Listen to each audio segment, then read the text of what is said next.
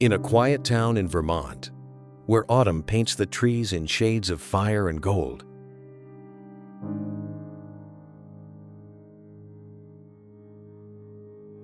there is a wooden bench beneath a maple tree. Most people walk past it without noticing. But every evening at exactly 6:15, a man named Daniel Brooks would sit there.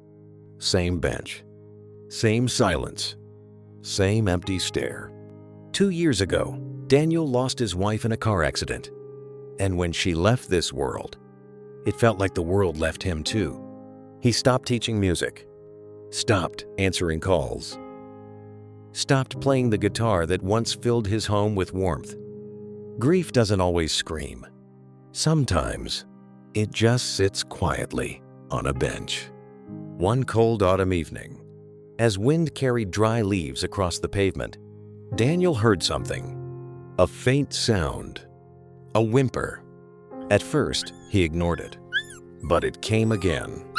Soft, fragile, almost invisible. He leaned forward and looked beneath the bench. And there, trembling in the shadows, was a golden brown dog. Thin, injured, afraid. No collar, no name, no one looking for him. Their eyes met, and in that moment, Daniel didn't see a stray animal. He saw loneliness, the kind that doesn't bark, the kind that waits quietly, hoping someone will notice. Daniel whispered, "I can't even take care of myself." The dog tried to crawl away, dragging a wounded leg. Something inside Daniel shifted. He removed the scarf from his neck and gently wrapped it around the trembling body. "It's okay," he said softly. "I won't leave you." It was the first promise he had made to anyone. In 2 years, Daniel brought the dog home.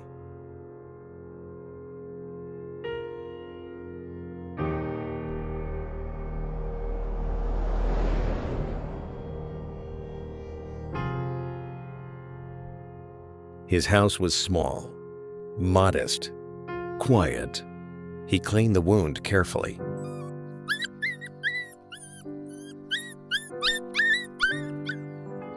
Cooked simple rice and chicken, laid old blankets on the floor. The dog didn't bark, didn't demand. He simply watched and stayed.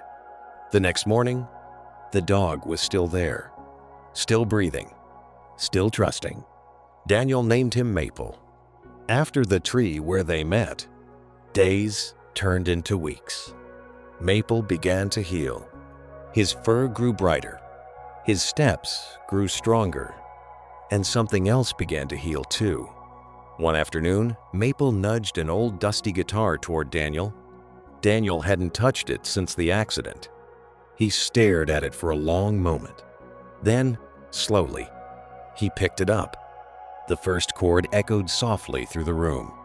It wasn't perfect, but it was alive. Daniel closed his eyes, and for the first time in 2 years, he cried. Not from pain, but from release. Sometimes healing doesn't arrive loudly. Sometimes it walks in on 4 quiet paws. But life has a way of testing kindness. Money was running out. Daniel's savings were nearly gone. One evening at the park, he noticed a poster pinned to the notice board. $5,000 reward, missing golden dog, answers to the name Rusty. His heart pounded. The photo looked exactly like Maple. Same golden fur, same white patch on the chest. $5,000. Enough to fix everything. Enough to breathe again. He looked down at Maple resting peacefully beside him, trusting, calm, unaware. Daniel's chest felt heavy. He could keep the dog. No one would know, but he would. And sometimes, that's enough. He picked up his phone. His hands trembled, and he dialed the number. The next day, an elderly man arrived at the park. Gray hair, shaking hands, hope in his eyes. The moment he saw Maple, his face broke into tears. Rusty. The dog wagged his tail wildly, and ran toward him. Daniel stepped back. His heart cracked, but quietly. The man tried to hand him the reward money. Daniel shook his head. "I didn't do it for money," he said softly. "I just didn't want him to be alone." The old man looked at him for a long moment. "You didn't just save a dog," he replied. "You reminded me that good people still exist." They shook hands, and Daniel walked home, alone, again, but not empty. 2 days later, Daniel received a phone call. It was the same elderly man. "Daniel," he said, "I own the local music academy." Daniel froze. "I'm retiring, and I need someone kind to take over." Silence filled the room. "I watched how you cared for Rusty. Anyone who loves like that can teach like that." Daniel's voice trembled. "Yes." Months passed. The music academy reopened with laughter. Piano notes floated through open windows.